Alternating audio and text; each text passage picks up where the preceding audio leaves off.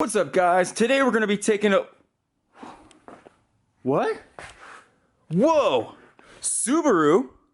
That's right, guys. I bought another Subaru and I pulled the engine out of it. So let's talk about that.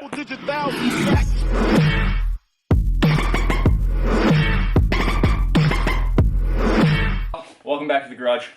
So as you can see, it's an EJ. It's an EJ motor. Very common to blow up and explode. Very common to give you good amounts of horsepower, the typical Subaru rumble. However, the head gaskets fail, the turbos blow, they're unreliable, all the good things about owning a Subaru. However, I was able to pick one of these up for very, very cheap with head gasket failure and unfortunately turbo failure, which I didn't know until I pulled the motor out and wiggled around the little spinny boy. But I got a new one, got a new turbo over there. So. Yeah, this was a deal that I was just hanging out on Kijiji and it popped up and I wanted it. So, let's show you around the car. So obviously, this is a Forester. So it is a 2002 Forester XT. That means that this little boy is from Japan. It's an EJ205. It's got some weird TF035 turbo on it. It's got ABCS, which didn't ever come in the US variant of the EJ205, not that I know of. And yeah, so it is extremely clean. You're not gonna be able to see a whole lot just because, you know, it's in the garage. But this is what it looks like. Typical Forester. It's got the side skirts, front lip, yellow fogs. Other than that, it's bone stock, guys. You know, it does a job. It's got these sweet little armrests. Yeah. Comes with the HIDs. I don't know if you can see that. It's got the auto leveling HIDs, fogs, heated windshield wiper blades, which is kind of crazy.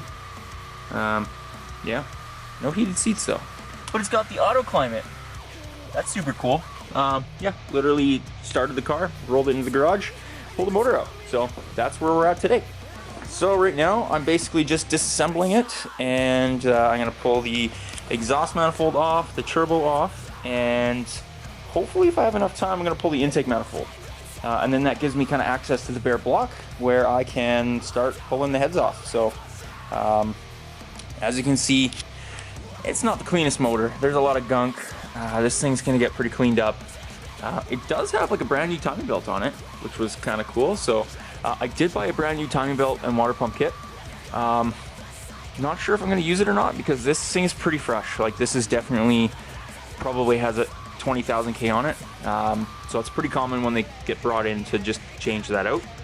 It also had the JDM sticker, the little sticker on the alternator cover saying that it had the water pump timing belt done. So let's go from there. Let's see if I can get this thing disassembled in a reasonable amount of time. Got the fancy little heater there.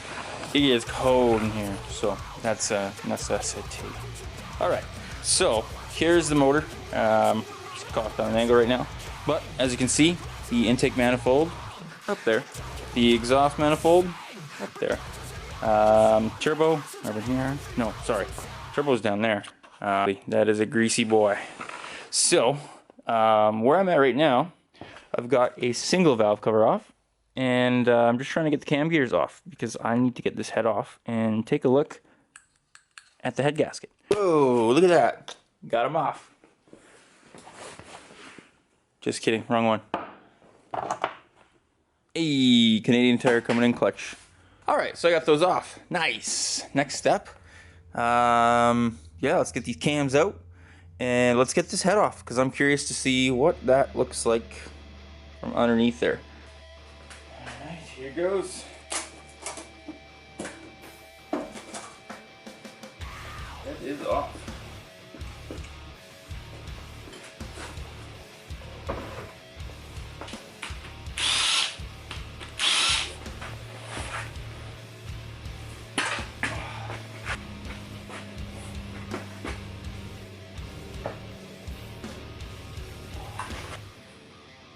Oh, what the fuck?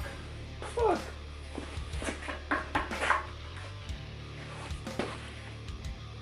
It just sheared my tool right off. How the fuck am I supposed to get that out of there now? So this motherfucker right here is being a little bit of a bitch. So he broke both of my adapters, and the adapter that I have is only a 3/8. So I need to find a 1/2 inch so I can use my crowbar for my pry bar. But that's not even the worst of it. It's starting to kind of round out in there. Like I can see it moving as I torque on it. So I'm gonna go and get some extractor bits and hammer those on, and then hopefully I can get a little bit more torque out of it. 3 weeks later. As you can see, that's a head back on the motor. For the last little bit, I've just been working on cleaning up the heads. I just got back from a holiday over Christmas, so yeah, so this is what the head's been cleaned up. So I just kind of took a Scotch-Brite to the surface, cleaned up the valves a little bit, scraped off any grime, shit like that. This is the head on the motor. So right now I'm just going to be dropping the heads bolts in and torquing this guy down.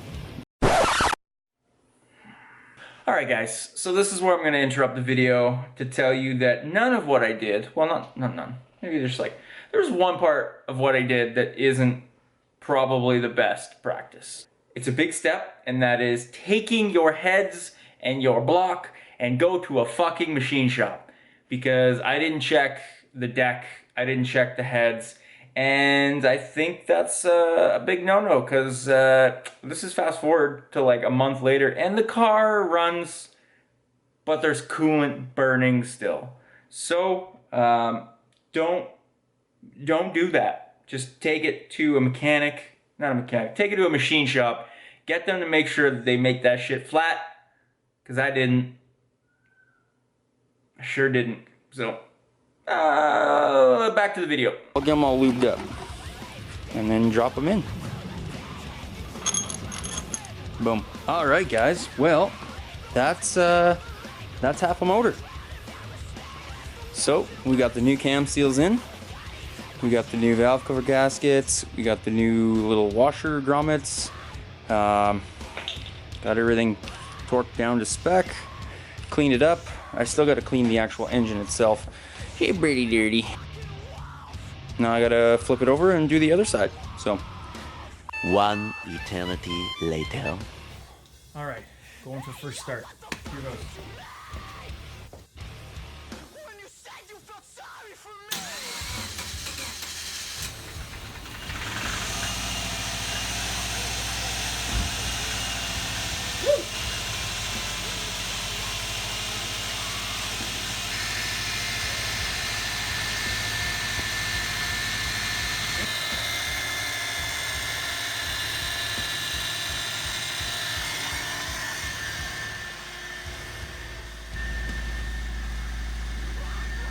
Gonna have to check to see what that is, but bingo, she runs.